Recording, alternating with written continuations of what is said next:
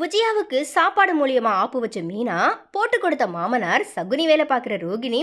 So இந்த மாதிரியான விஷயங்கள் குறித்தா இன்னைக்கான சிறகடிக்க ஆசை சீரியலில் என்னென்ன நடந்துச்சு அப்படிங்கிறத பார்க்க போகிறோம். ஸோ அந்த வகையில் மீனா தன்னுடைய மருமகள் அப்படிங்கிறதையே மறந்து அந்த வீட்டில் முழு நேர வேலைக்காரியாகவே வேலை பார்த்துட்டு வராங்க. அதுக்கு ஏற்ற மாதிரி மாமியார் ரெண்டு மாமனாருக்கு செய்கிற வேலைகளையும் தாண்டி அந்த வீட்டில் வாக்கப்பட்டு வந்த எல்லா மருமகளுக்குமே பார்த்தீங்கன்னா இவங்க தான் எடுபிடி வேலை பார்க்குற ஒரு சம்பளம் இல்லாத வேலைக்காரியாக தான் நடந்துட்டு வராங்க. இதனால தான் விஜயாண்டு ரோகிணி ஓவரா ஆட்டம் போட்டு மீனாண்டு முத்துவை மட்டம் தட்டி பேசுகிறாங்க. அதுலேயும் விஜயாவினுடைய அதிகாரம் நாளுக்கு நாள் அதிகரிச்சுக்கிட்டே தான் போகுது.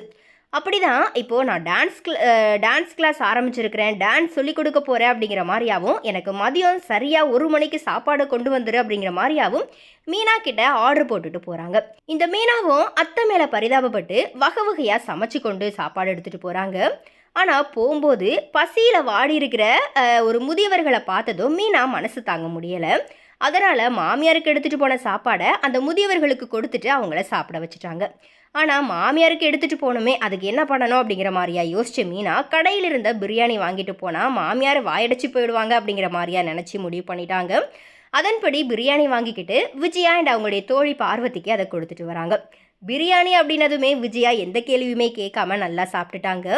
ஆனால் வீட்டுக்கு வந்ததுக்கு அப்புறமா அது ஜீரணம் ஆகாமல் அவஸ்தைப்பட்டுக்கிட்டு இருக்கிறாங்க. இதை பார்த்த அண்ணாமலை, மீனா தான் உனக்கு வகை வகையாக வீட்டில் சமைச்சு கொண்டு வந்தால, அதை சாப்பிடாம ஒன்றை யார் பிரியாணி சாப்பிட சொன்னா அப்படிங்கிற மாதிரியா போட்டு கொடுத்துட்டாரு. உடனே விஜயா மீனாவை பார்த்து முறைக்கிறாங்க. அதுக்கப்புறமா நடந்த விஷயத்த மீனா சொல்ல, அதுக்கு வழக்கம் போலவே விஜயா மீனாவை திட்டி தீக்க போகிறாங்க. இதுதான் சான்ஸ் அப்படிங்கிற மாதிரியா கிடைச்ச கேப்பில் கெடா வெட்டுற விதமாக ரோகிணி வர வர மீனாவுக்கு உங்கள் மேலே பயமே இல்லாமல் போயிடுச்சு, இப்படியே போனால் நீங்கள் டம்மி ஆகிடுவீங்க, அதனால் இப்போவே மீனாவுக்கு ஒரு சரியான பாடத்தை கற்றுக் கொடுங்க அப்படிங்கிற மாதிரியா விஜயா கிட்ட சொல்லி சகுனி வேலையை பார்க்க ஆரம்பிச்சுடுவாங்க. உடனே விஜயாவும் மீனாவை வீட்டை விட்டு வெளியே அனுப்புறதுக்கு மறுபடியும் ரோகிணி மூலியமாக பிளான் பண்ணி தில்லாலங்கடி வேலை எல்லாமே பார்க்க போகிறாங்க. ஆனால் என்ன நடந்தாலும் நாங்கள் இந்த வீட்டை விட்டு போக மாட்டோம் அப்படிங்கிற மாதிரியா கொஞ்சம் கூட சூடு சுரணையே இல்லாமல் அந்த வீட்டிலேயே தான் மீனாண்டு முத்து வாழ போகிறாங்க. இதனால் கடைசி வரைக்கும் இவங்க மாறுறதுக்கு வாய்ப்பே இல்லை, அதே போல் ரோகிணி மாற்றுறதுக்குமே வாய்ப்பே இல்லை. ஸோ எனிவே இந்த மாதிரி தான் இப்போ ரீசெண்டாக பார்த்தீங்கன்னா இந்த சிறகடிக்க ஆசை சீரியல் வந்துட்டு போயிட்டுருக்குது.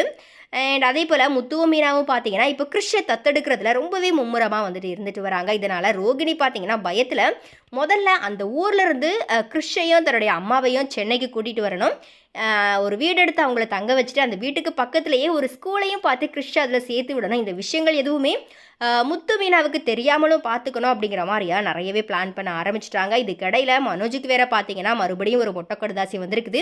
நீங்கள் சீக்கிரமே உங்கள் கடையை இழந்து நடுத்தருவில் வந்து நிற்க போகிறீங்க, உங்கள் கடையை நாங்கள் ஏமாற்ற போகிறோம் அப்படிங்கிற மாதிரியா ஒரு கடுதாசி வந்திருக்குது.